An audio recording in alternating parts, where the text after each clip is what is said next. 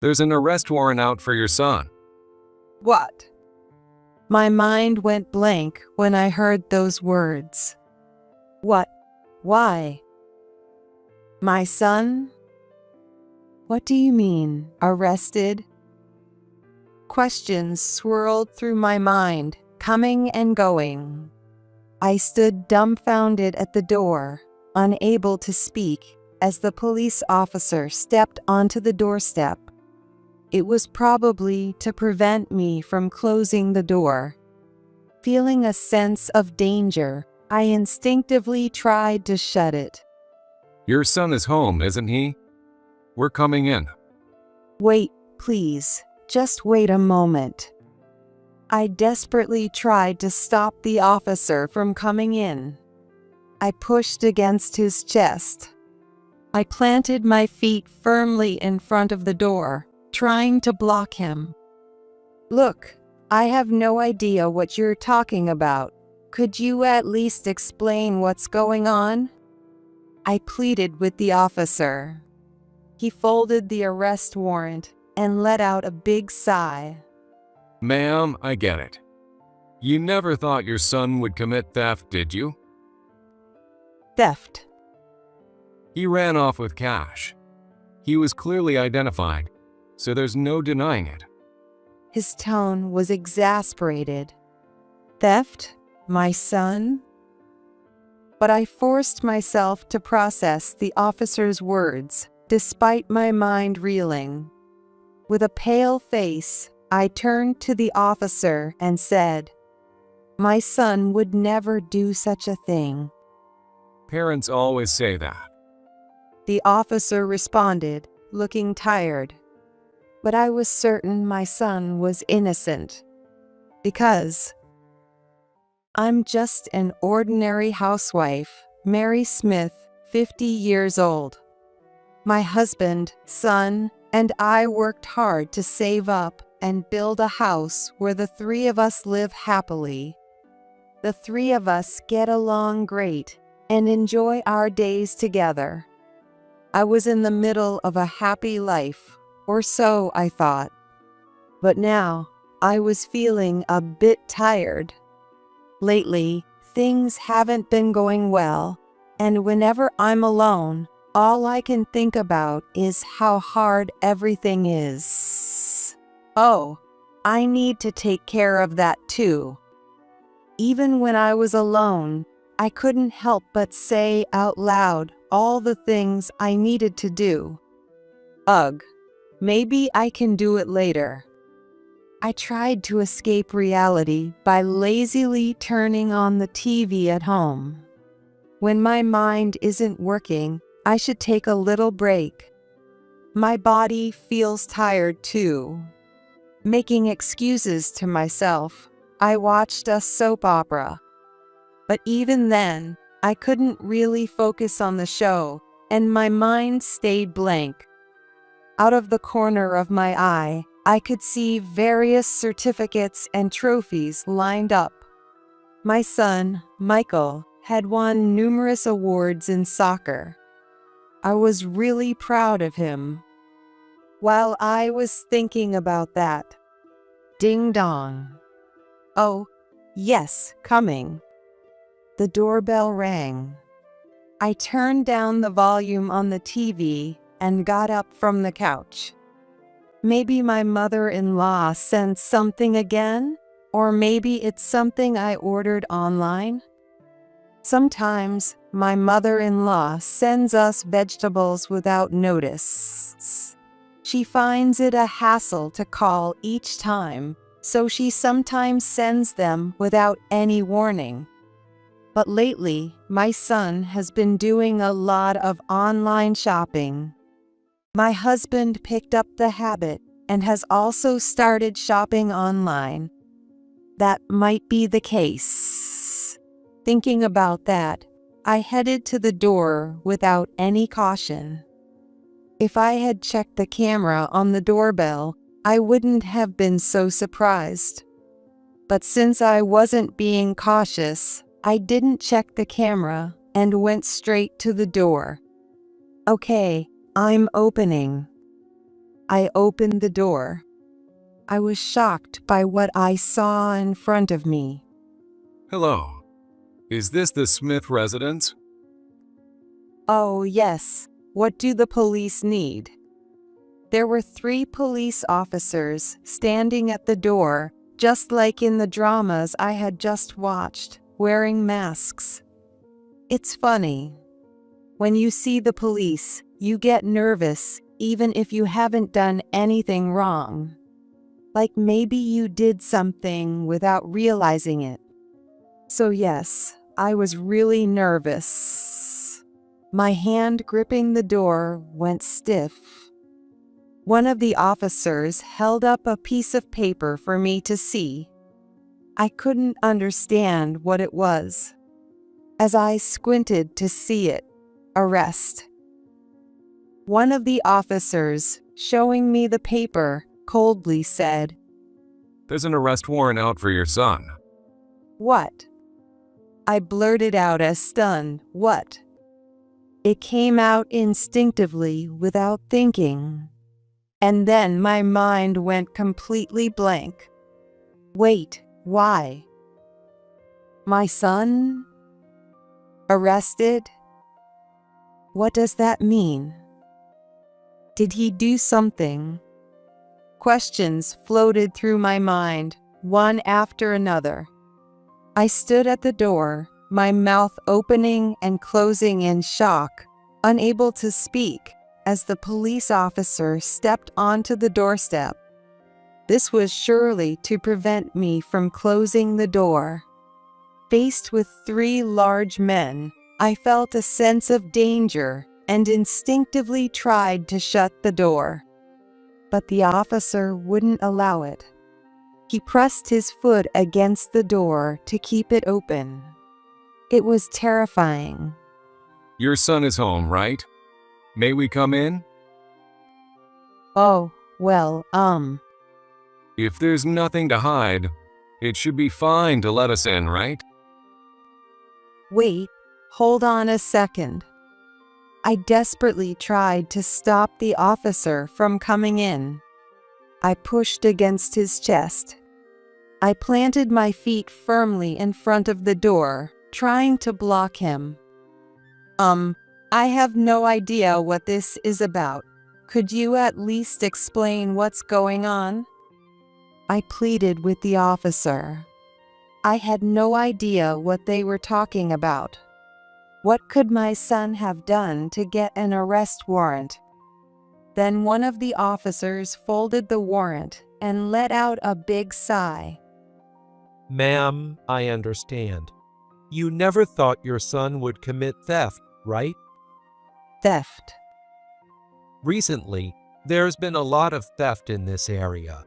According to witnesses, your son looks very similar to the suspect. Someone saw my son? Yes, it seems he ran off with some cash. Some witnesses saw him running towards your house. There are even people who got a good look at his face, so there's no denying it. He said this with an exasperated expression. Theft. My son. I forced the officer's words into my blank mind. One of the officers, looking at me, opened another piece of paper and started talking. I wasn't shown the paper.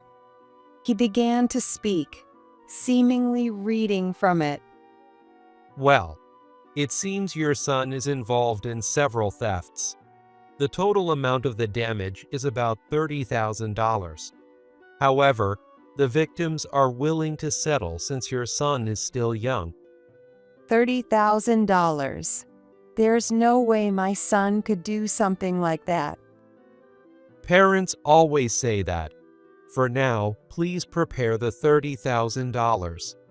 We'd like to speak with your son. I shouted in shock, but the officer responded with a tired expression.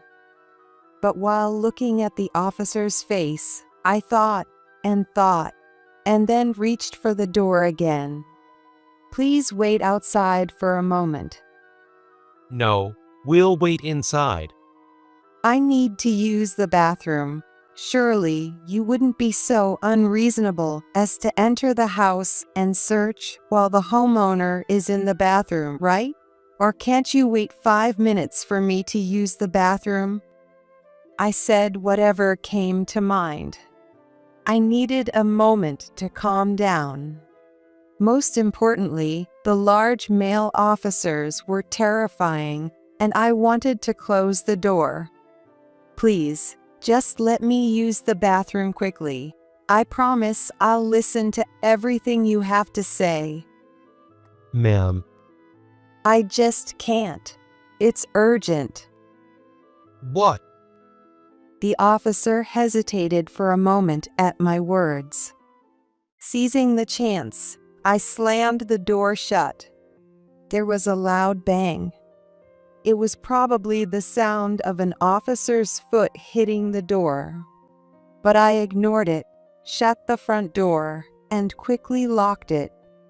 As soon as I heard the lock click, my mind was flooded with various thoughts.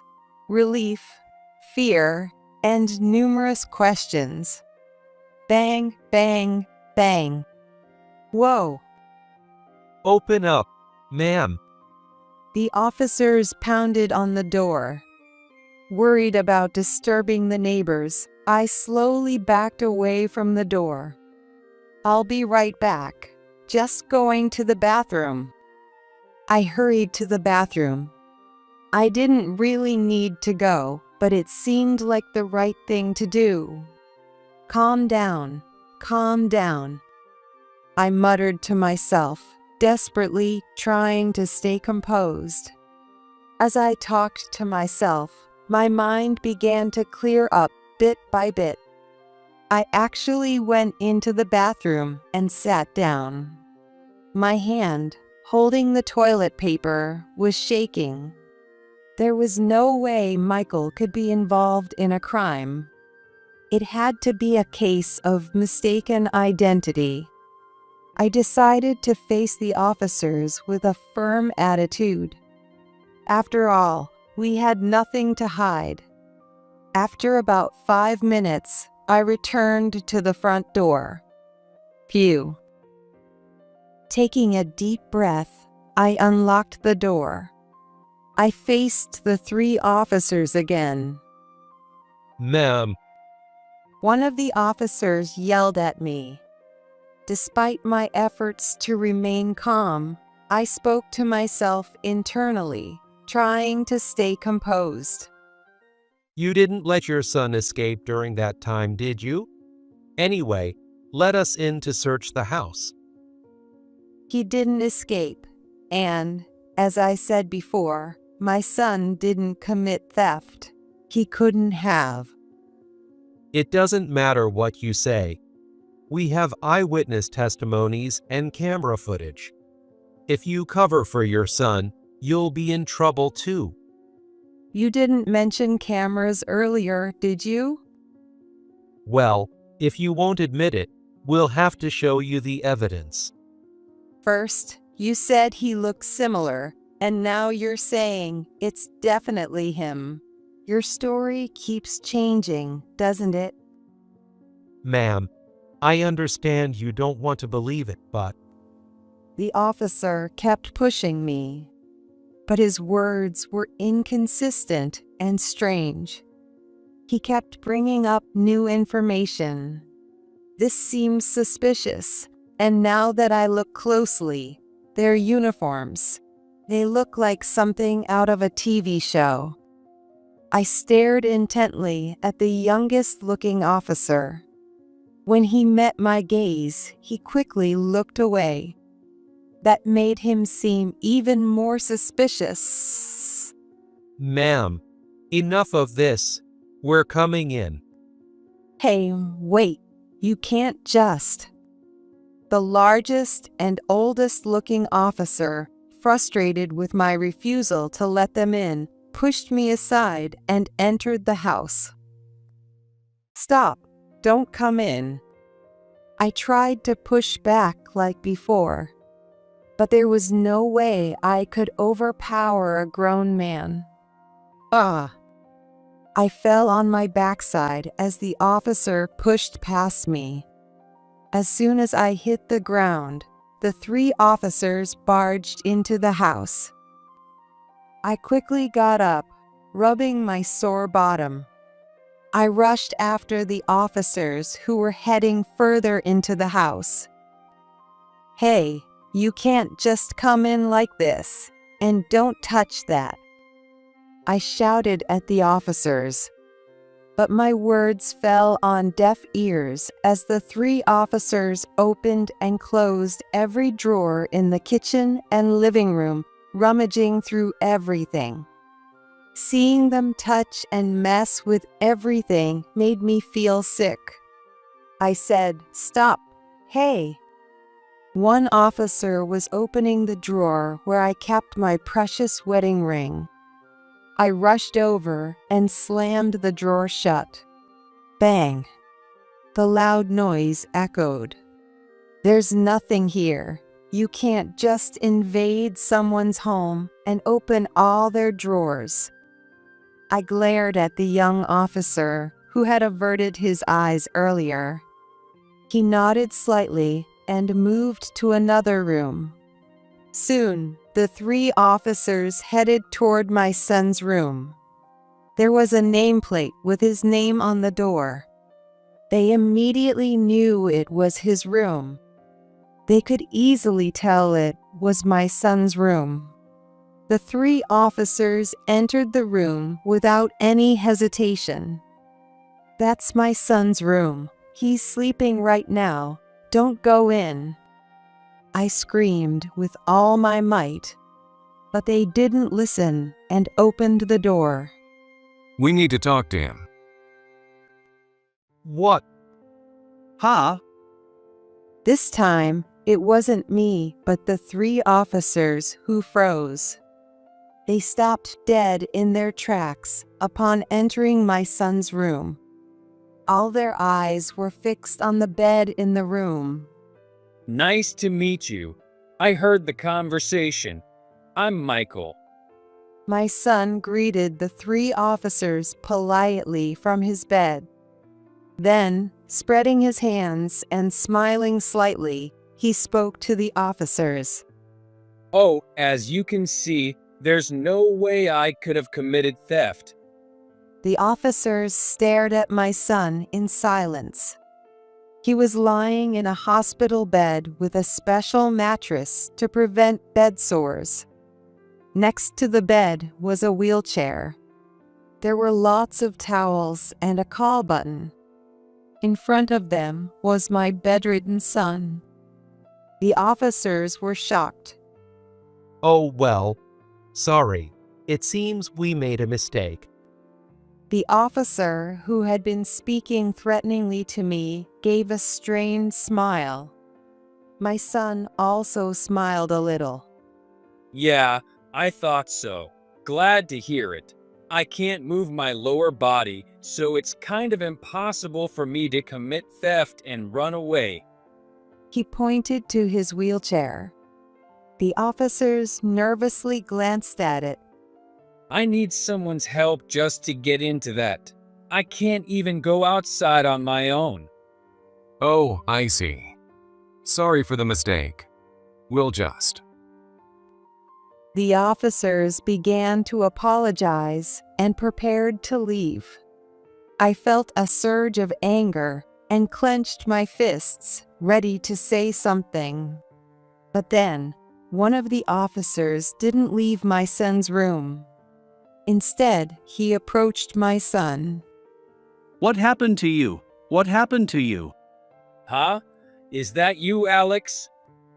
My son Michael looked at the approaching officer with a happy expression. I turned around, surprised. It was the youngest officer. When he raised his face to get a good look at my son, I realized it was Alex, Michael's old classmate. Oh my, Alex. I was so surprised. Alex Peterson. He was Michael's friend from elementary school. They were also soccer buddies. In elementary school, Michael and Alex were on the soccer team together. They both loved soccer and practiced together almost every day, always coming home together. They were that close. We used to talk about how they would probably join the soccer club together in middle school. But then Alex had to move away. His family had to relocate due to his parents' work, and they had to say goodbye. The sudden move left no time to exchange contact information, and they lost touch.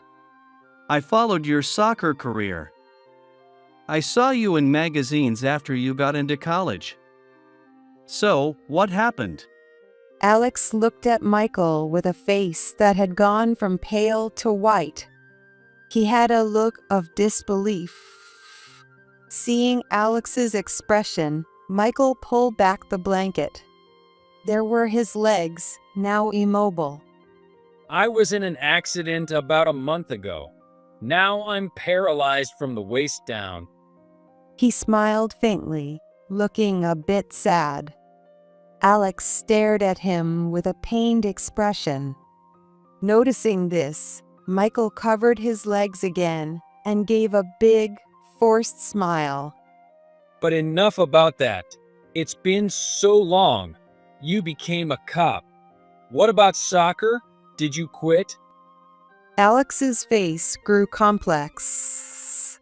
He mumbled a bit before answering quietly. I'm not as talented as you, and things were tough at home.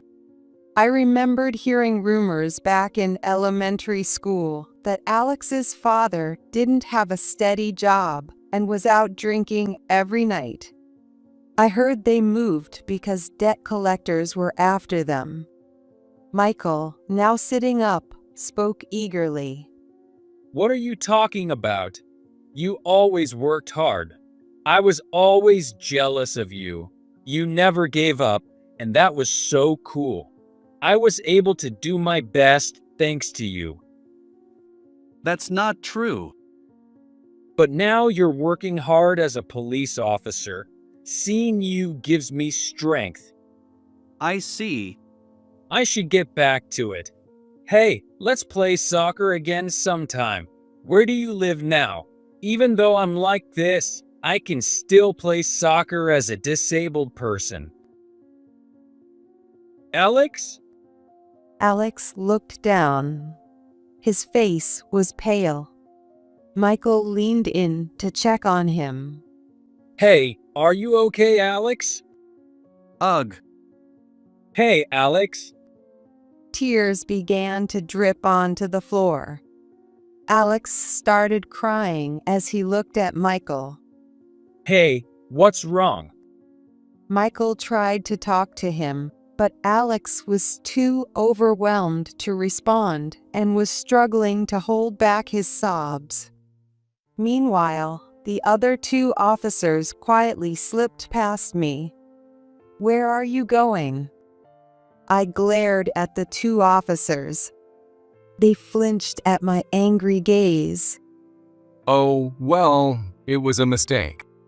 We need to continue our investigation, so we'll be going. What? Without even an apology? Unbelievable. They touched and messed up everything. I was about to shout at them when it happened. I quit. Alex raised his head and faced the two officers. Tears were still in his eyes, but he glared at them with determination. What? You can't just quit now. You're the one who said this place was rich. You know this is wrong. I'm telling the police everything. What? You little. An argument broke out between the officers. One of them angrily marched toward Alex. Bang. Hey, stop it. I tried to stop him, but it was no use. I was too scared to move, and only my voice responded. The officer threw a punch at Alex. His face turned bright red from the hit. Alex staggered and fell to the floor, but the other officer kicked him. Ugh. Then you pay the money. Pay your dad's debt. Got it? Bang! Slam! The two big men continued to hit and kick him. I was too shocked and scared to stop them. After a while, they finally let Alex go. Even clutching his stomach, Alex looked up at them and said he would turn himself in. I'm turning myself in. I'm sorry, Michael. I'm not the person you used to know. I've always been jealous of you. I don't have any talents, a good family, but I hate myself for using that as an excuse to do terrible things. You. One of the officers raised his hand to hit Alex again when Hands up! What? everyone turned to look. I felt relieved and my legs gave way when I saw who had arrived. Back off. Now. Ma'am, are you all right? An officer, showing his badge, entered. He quickly restrained the fake officers with practiced ease. He was a real cop. I'm sorry we took so long. Are you and your son okay? Oh, yes, we're fine. Somehow. The truth was, I had called the police while I was in the bathroom. I suspected something was off with the three people claiming to be police officers. So I decided to call the police myself. Ouch. Stay still. The fake officers were being taken away. They struggled, but the real police restrained them efficiently and swiftly escorted them out of the house. They also helped Alex, who was lying on the floor in pain, to stand up and let him out. Alex complied without resistance. Alex, Michael called out. Alex stopped and looked at Michael and me. Then he bowed his head as low as he could. I'm sorry. He said, and was taken away by the police. Michael watched until Alex was out of sight. That day, we were questioned and cleaned up the house while waiting for my husband to return. Even though he was busy and worked far away, he rushed home as soon as he could.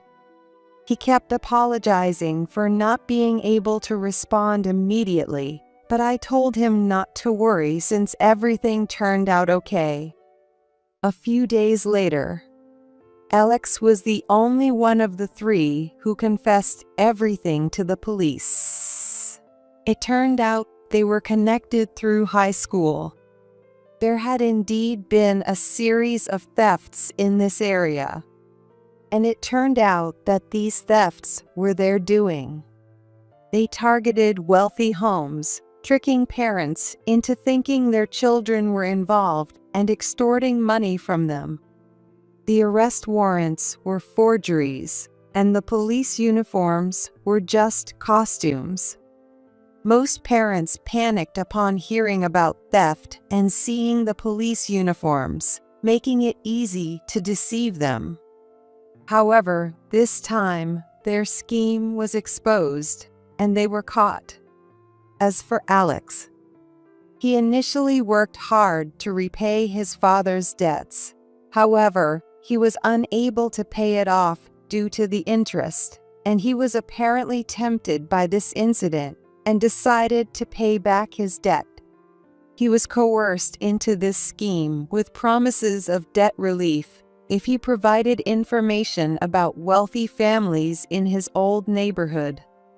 That's why they knew so much about the area and had managed to avoid detection until now. In the end, They were all charged and arrested. They faced serious charges for unlawfully entering homes and attempting to extort money. Most of all, impersonating police officers resulted in severe penalties. Michael wasn't shocked. Instead, he nodded in agreement. He decided to turn himself in and face the consequences. I always knew Alex was a good guy at heart. He listened to my story with a smile. Yeah, but it's amazing they didn't get caught sooner with that look. Did you know from the start, Michael? Well, it's hard to believe someone who isn't fit could be a cop. Alex was in much better shape back then. Seeing him now, it was obvious it was a lie. Michael had been observant. When I asked him later, he said he noticed that Alex kept his head down and avoided eye contact.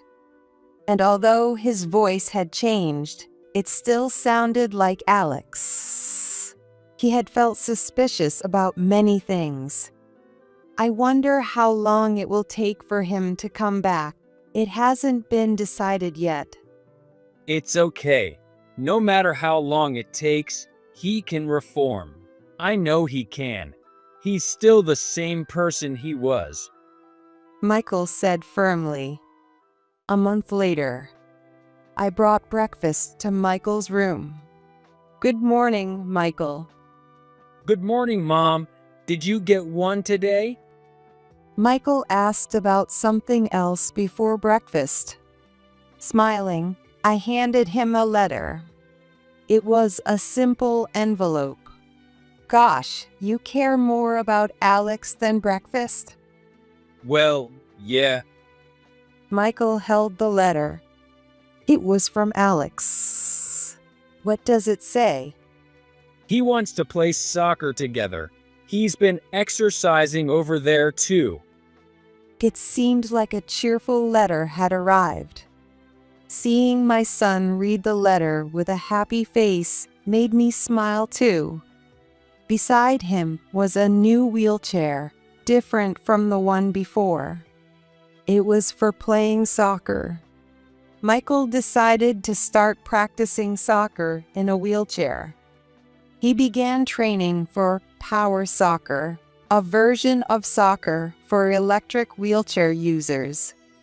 After he decided to play soccer with Alex again, Michael immediately told me and his father about it. He was eager to play soccer in a wheelchair. He was full of motivation. Seeing my son like that made me decide. There are tough times and things that don't go well, but it's not just me. Even my always smiling son must have his struggles. Yet he keeps moving forward with a positive attitude, and that inspired me. I decided to live my life to the fullest too. Today, I felt like I could do anything I set my mind to.